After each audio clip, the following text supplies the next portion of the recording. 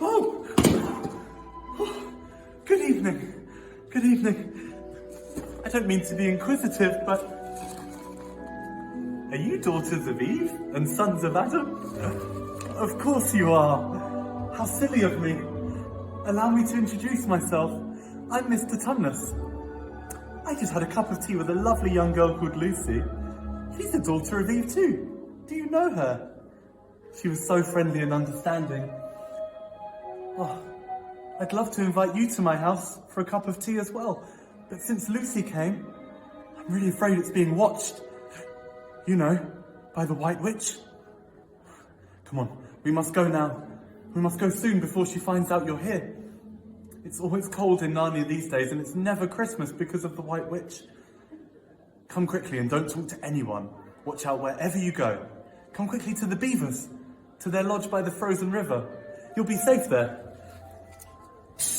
Hey, look, over here. That looks like Mr. Beaver. Let's talk to him. Shh, not so loud, please. The White Witch has eyes everywhere, you know. Even the trees can't always be trusted. And I've trusted trees ever since I was a beaver cub.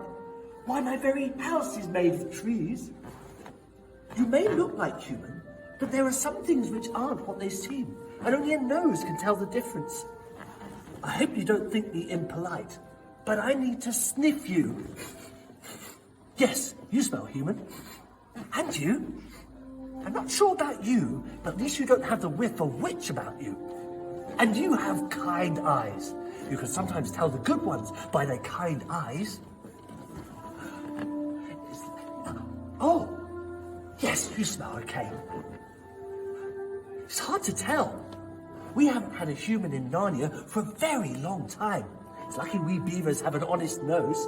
I met 4 humans earlier today, and now you are here as well. I see you are bearing gifts. It's as though the spirit of Christmas, of kindness and sharing is back in Narnia. Thank you so much. Mr. Beaver, we are following these giant lion footprints in the snow. We are hoping that they lead to Aslan. Aslan must be on the move. I had heard the rumors, but I hardly dared to believe it. Well, we're going to follow them. Would you like to join us? Well, I'm supposed to be cooking fish for supper, but this is much more important. Yes, I'd be honored to accompany you.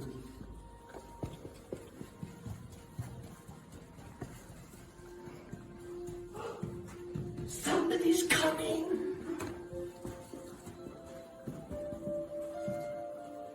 Pray are you?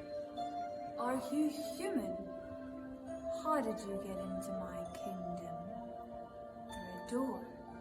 A door to Narnia. A door to the world of men. That is how that other human Edmund got into my kingdom. I must find him and tell him what happens to anyone who lies to the Queen of Narnia. I am the Queen. This is my kingdom. You don't know the Queen of Narnia? I can give you whatever you'd like. But I wonder, there must be more of you sons of Adam and daughters of Eve. You must bring them to my castle. You, of course, are the most important, but you might need them as your servants.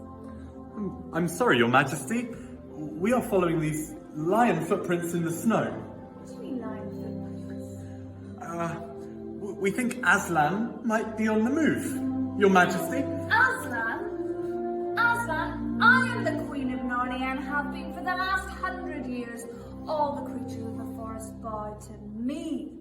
And if they don't, they will be turned to stone or thrown in my dungeon.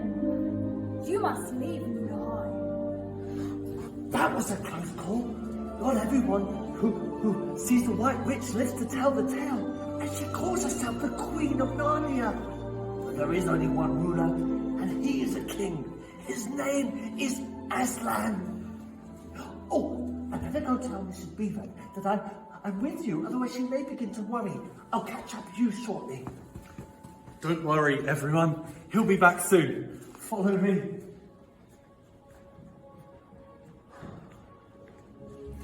Who would like to see how it feels to sit on a throne?